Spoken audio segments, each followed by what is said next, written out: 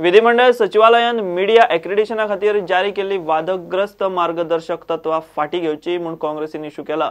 नव्या फतव्या प्रमाण पत्रकाराक एक्रेडिशना खातीर पेपराचे सर्क्युलेशन 15,000 वयर आसूंक जाय। डिजिटल पोर्टलाक दिसाक 10,000 वयर पेज व्ह्यू मेळूंक जाय।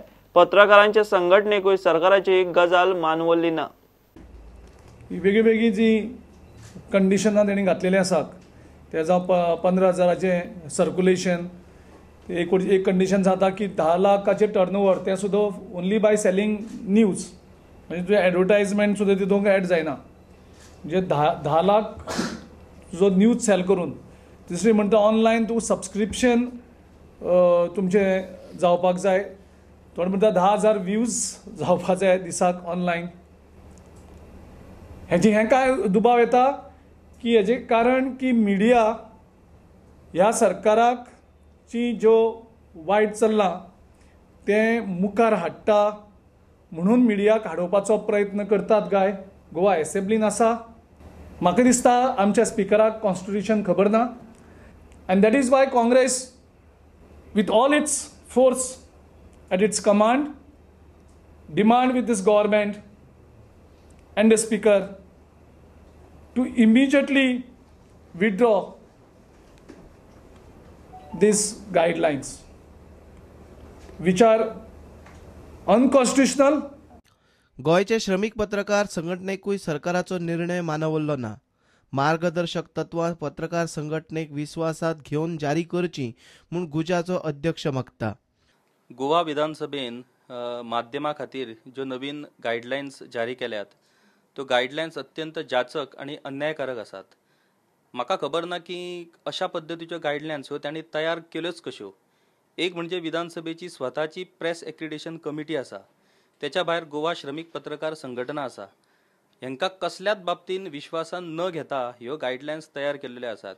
ह्यो जर गायडलायन्स पळयत जाल्यार म्हाका दिसता खंयचोच पत्रकार हो विधानसभा कामकाज कवर करपाक पात्र ठरचो ना। माझी विनंती आसा सभापती डॉक्टर प्रमोद सावंत हांकां की तांणी ताबडतोब ह्यो गायडलायन्स फाटी घेवच्यो आनी एडिटर्स गिल्ड, गोवा श्रमिक पत्रकार संघटना, त्या भायर विधानसभेची प्रेस एक्रिडिटेशन कमिटी हांकां सगळ्यांक विश्वासान घेवन नवीन गायडलायन्स तयार करच्यो। मिडियान हो विशय मंत्र्या कडेनूय काडलो। विजय आनी रोहन म्हणटा वादग्रस्त गायडलायनी कितें त्यो पयलीं पळोवन गरज पडल्यार त्यो फाटी घेवंक लायतले। There are sections of the irresponsible media also.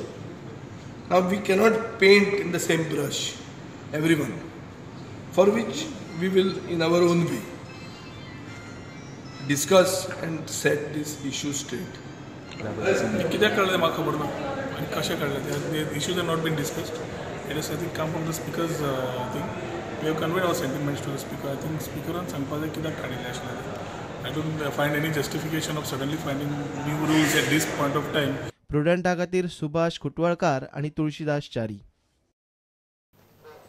सांखळे पालिकेच्या वार्डांचे डिलिमिटेशन आणि रिझर्वेशना विशीं आव्हान याचिका हायकोर्टान भायर मारली। फोंडे पालिकेविशीं याचिकेचेर ब्रेस्तारान निर्णय जावं येता।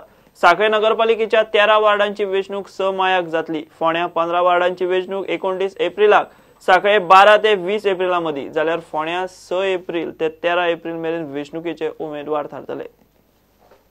As far as Sakhalli municipality is concerned, the issue which was there was increase of wards from 11 to 13.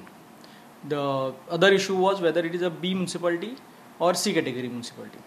The contention of the petitioner was that it is a C category municipality because there is no official notification which was issued by the state government. On the other hand, the contention of the state government was that there is already a decision to upgrade the municipality from C to B, but the official notification will be issued anytime.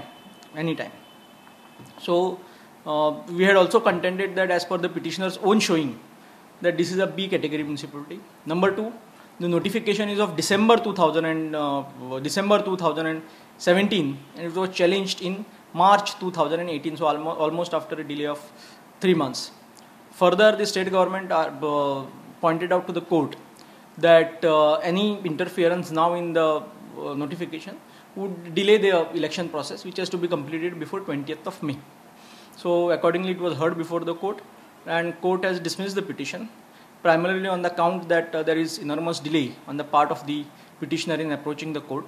and number two, that any interference now would derail the whole election process, and in extraordinary jurisdiction of this court, of the Honorable High Court under Article 226, the court is not going to interfere. So in short, this is the judgment of the court.